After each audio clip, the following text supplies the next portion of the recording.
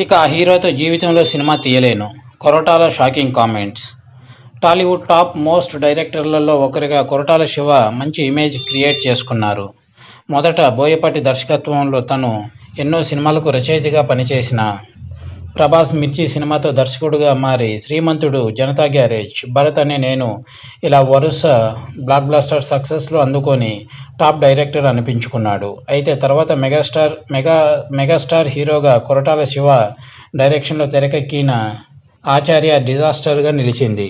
ఈ క్రమంలో ఎన్నో విమర్శలను ఎదుర్కొన్న కొరటాల తన పని అయిపోయిందని అందరూ అనుకున్న కసితో జూనియర్ ఎన్టీఆర్ దేవరా సినిమాను రూపొందించారు. భారీ బడ్జెట్తో పాన్ ఇండియా లెవెల్ సినిమాగా తెరకెక్కిన ఈ సినిమా ఇటీవల ప్రపంచవ్యాప్తంగా గ్రాండ్ లెవెల్లో రిలీజ్ అయ్యింది. మిడ్ నైట్ షో నుంచి తెలుగు రాష్ట్రాలలో సందడి మొదలు పెట్టేశారు.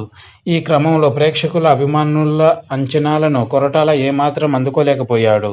ఫస్ట్ హాఫ్ పర్వాలేదనిపించినా సెకండ్ హాఫ్ పూర్తిగా డీలా పడిపోయింది.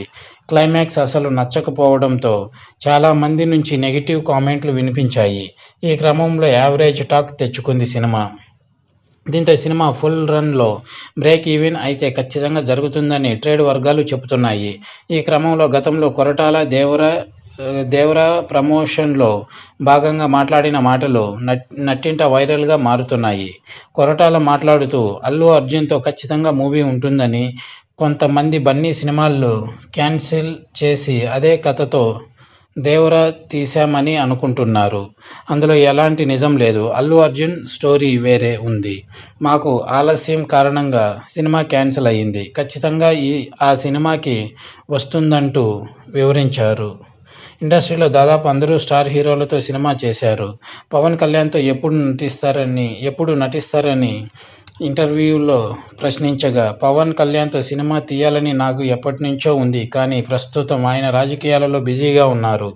డిప్యూటీ సీఎం హోదాలో రాణిస్తున్నారు. ఇప్పటికే ఆయన చేతిలో 3 ప్రాజెక్టులు ఉన్నాయి. అవి రిలీజ్ అయిన తర్వాత అసలు సినిమాలలో నటిస్తారో లేదో కూడా తెలియని పరిస్థితి.